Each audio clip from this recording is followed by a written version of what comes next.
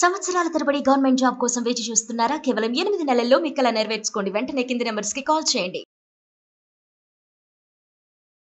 నమస్తే, welcome to Suman TV. ప్రస్తుతం మనతో పాటు ఉన్నారు psychologist, life coach, human behaviour sciences expert doctor Madhurima Reddy గారు. మేడంతో మాట్లాడదాం.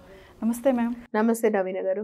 మ్యామ్, ఇల్లీగల్ రిలేషన్షిప్స్ మనం ఇంతకుముందు ఒక వీడియోలో మాట్లాడుకున్నాం వీటి గురించి. అంటే అక్రమ సంబంధాలు పెరగడానికి కారణాలు ఏంటంటారు అసలు? మొదటి కారణము ఫస్ట్ ఆఫ్ ఆల్ వాళ్ళ మైండ్ సెట్ అండి. వాళ్ళ మైండ్ అలా ఉండడము, ప్లస్ వాళ్ళకి లస్ట్ డ్రివెన్ అంటాం దాంట్లో. ఇప్పుడు లవ్ డ్రివెన్, లస్ట్ డ్రివెన్ ఉంటుంది.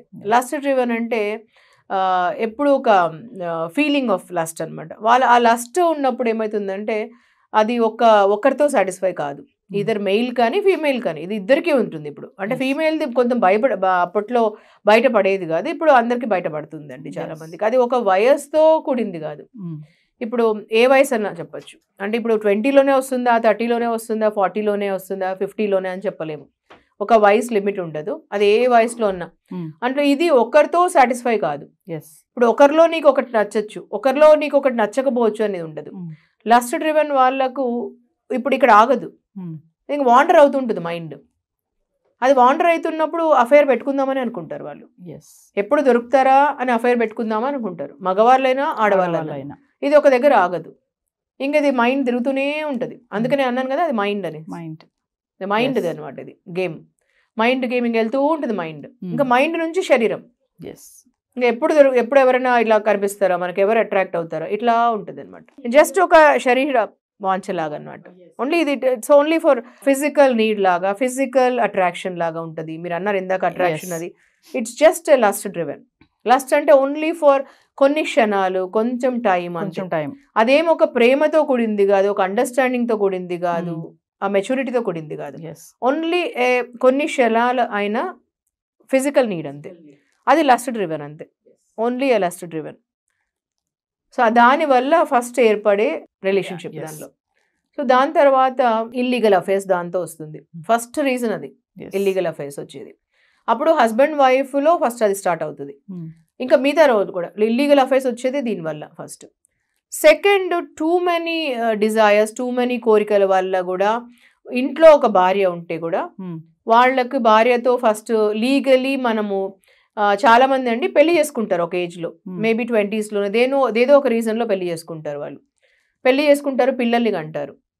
పిల్లల్ని కనిన తర్వాత కొన్ని సంవత్సరాల తర్వాత మళ్ళీ ఒక అఫైర్ పెట్టుకుంటారు బయట. సో మెన్ కావచ్చు, ఉమెన్ కావచ్చు. కొన్నిసార్లు భార్యకు తెలియకుండా పెట్టుకుంటారు, కొన్నిసార్లు తెలియకుండా నటిస్తుంటారు, కొన్నిసార్లు ఇలా ఏదో మేనేజ్ చేస్తారు. కొన్నిసార్లు భర్త చాలా సంపాదిస్తూ, చాలా గ్రేట్ పర్సనాలిటీ, చాలా అచీవ్ చేస్తూ అలా ఉంటే భార్యతో ఏదో మేనేజ్ చేస్తారు. సో వాళ్ళే అలా చేస్తారు, నాకు నేను కాదు, ఏం సంబంధం లేదు అని. ఇలాంటివి అఫైర్లు పెట్టుకుంటుంటారు. అంటే కొన్నిసార్లు అఫైర్లలో ఎలా ఉంటుందంటే అండి, ఫ్రెండ్స్ విత్ నీడ్స్ లాగా అఫైర్స్ పెట్టుకుంటారు. అంటే ఫ్రెండ్షిప్ విత్ నీడ్స్ లాగా ఒకరొకరు నీడ్స్ కోసం అని అఫైర్లు పెట్టుకుంటే, కొన్నిసార్లు భార్యకు ఇష్టమే ఉండొచ్చు, కొన్నిసార్లు ఓకే పెట్టుకొని లేండి, ఓకే బయట నేను అన్నిట్లో ఉండను కదా, సో అందుకని నీడ్స్ కోసం పెట్టుకున్నారేమో అనుకుంటారు వాళ్ళు. ఇలాంటి అఫైర్స్ అనేది డిఫరెంట్ వెరైటీస్ లో పెట్టుకుంటున్నారు ఈ మధ్యలో. ఓకే, అంటే వైఫ్ కి తెలిసినా కూడా కొన్నిసార్లు ఇలా ఉంటున్నారు. ఓకే, సో అలాంటి అఫైర్స్ కూడా జరుగుతున్నాయి, అవసరాల కోసం అని. సో ఇలా డిఫరెంట్ వెరైటీస్ ఆఫ్ అఫైర్స్ జరుగుతున్నాయి. ఓకే, సో ఇలా జరుగుతున్నాయి different varieties of affairs. So main affair is lust driven అవుతుంది. Second affair is friends with needs, both each other, mutual affairs లాగా, దానిలో mutual understanding of affairs, friends with needs లాగా. So తర్వాత ఏమి అంటే నెక్స్ట్ది different, ఇంకా ఇక్కడ కొలీగ్స్ దానిలో ఆఫీస్లో ఇట్లాంటివి జరుగుతున్నాయి. ఈ థర్డ్ అవుతుంది. ఇలా డిఫరెంట్ వెరైటీస్ అవుతున్నాయి. మెయిన్ రీజన్ ఏముంటుంది మేడం అంటే, ఇప్పుడు ఈ ఇల్లీగల్ రిలేషన్షిప్ పెట్టుకునే దాంట్లో చూసుకుంటే మ్యారేజ్ అయిన వాళ్ళకి ఎక్కువ ఉంటుంది ఇది.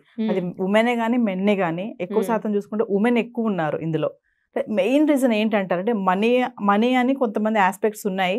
ఆ ఆస్పెక్ట్లో కూడా ఇలా ఇల్లీగల్ రిలేషన్షిప్ వెళ్ళడానికి కారణాలు ఉంటాయంటారా?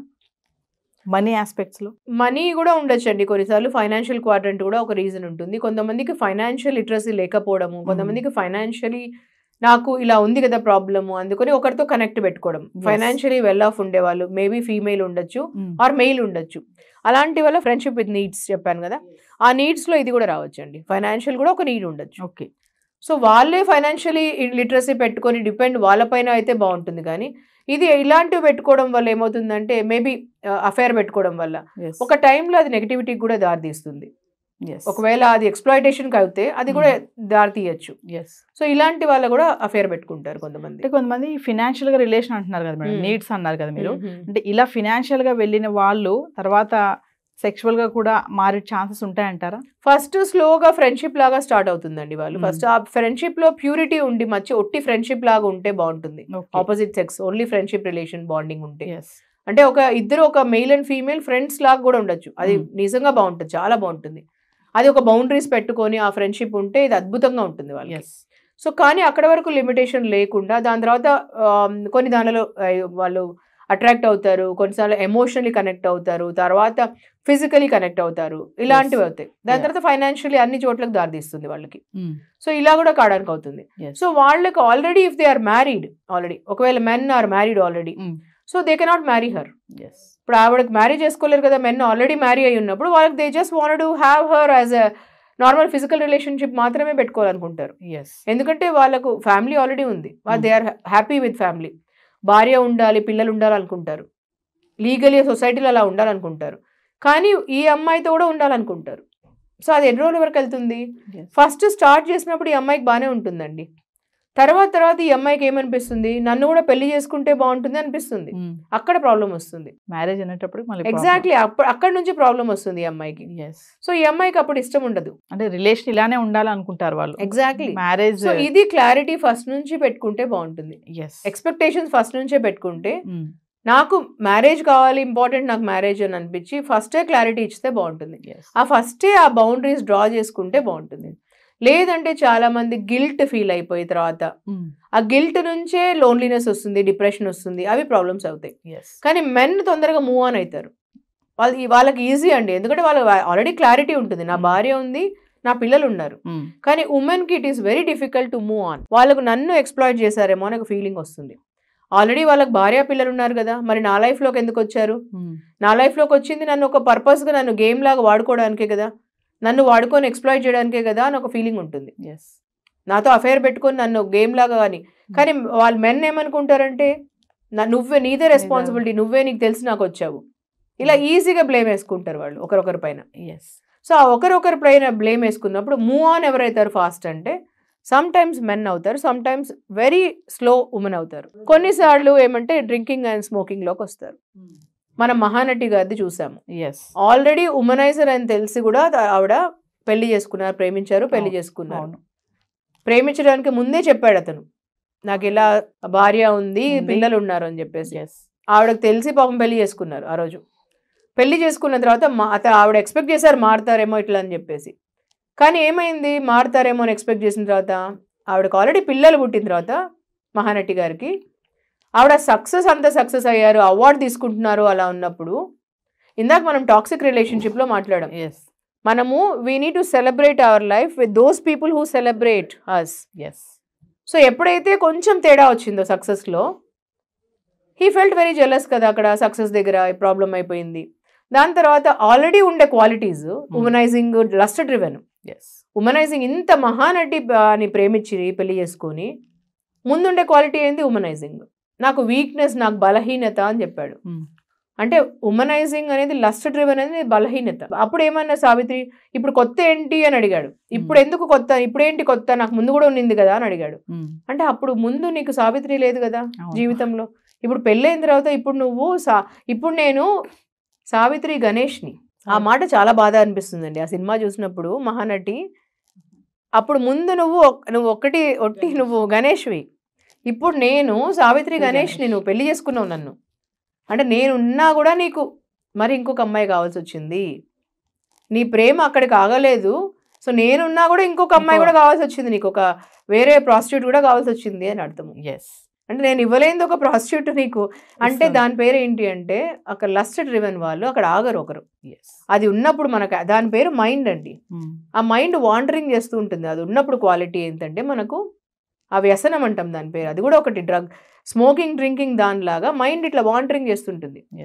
అది చేసినప్పుడు ఏమవుతుందంటే అక్కడ ఆగదు. అది ఎంత అందమైన అమ్మాయి ఉన్నా భార్య, అది ఆగదు అక్కడ, ఒకరితో అయిపోదు, అది ఆగదు అక్కడ. అది వాండరింగ్, ఆ సిచ్యువేషన్ వచ్చినప్పుడు అది అఫేర్ పెట్టుకుంటుంది వెళ్ళి. సో ఇంత అద్భుతమైన సక్సెస్ఫుల్ ఉమెన్ మహానటి గారు. మహానటి అద్భుతం, నాకు one of the most favourite. Mahanati గారు. సో ఆవిడలాగా ఇంకా ఎవరు పుట్టలేరు, అసలు అంత మంచిగా ఎవరు అసలు చేయలేరు. అలా ఉండే ఆవిడ అంత అందగత్తె, అంత మంచి యాక్ట్రెస్ అలా ఉన్నా కూడా లాస్ట్ చివరికి ఏమైందండి, చివరికి మిగిలేది అంత డ్రింకింగ్లో అలా అయిపోయేసి ఆవిడ యాక్సెప్ట్ చేయలేక, మనం ఇందాక అన్నీ మాట్లాడుకున్నప్పుడు ఆవిడ యాక్సెప్ట్ చేయలేకపోయారు, బ్రేకప్ని యాక్సెప్ట్ చేయలేకపోయారు, అతనితో ముందరికి వెళ్ళలేకపోయారు.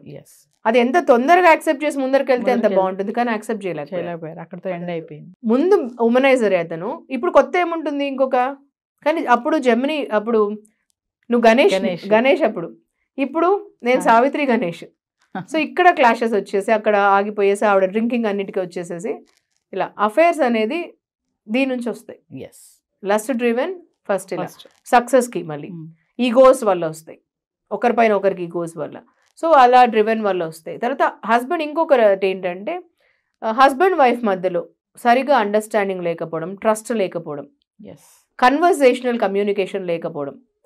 హస్బెండ్ వైఫ్ అంటే ఎవ్రీడే అట్లీస్ట్ 1 hour కమ్యూనికేషన్ ఉండాలి, కన్వర్సేషనల్ కమ్యూనికేషన్. దానివల్ల అండర్స్టాండింగ్ పుడుతుంది, దానివల్ల ప్రేమ పుడుతుంది. ఆ ఫ్రెష్నెస్ ఇంపార్టెంట్ ఇద్దరిలో. రోజు రోజుకి ఒక కొత్త ప్రేమ రావాలి ఇద్దరిలో, అప్పుడే ఉంటుంది, ఆ కొత్తదనం ఉంటుంది ఎప్పుడు, లేదన్నా అనుమానాలు వస్తాయి. ఎగ్జాక్ట్లీ, ఆ కొత్తదనం ఉంటుంది. ఈ రోజు కొత్తగా పుట్టినలాగా ఉండాలి ప్రేమ. అలా ఇద్దరిది responsibility, husband the responsibility and wife the responsibility. Every day love న్యూగా ఉండాలి అంటారు. థ్యాంక్ యూ అండి.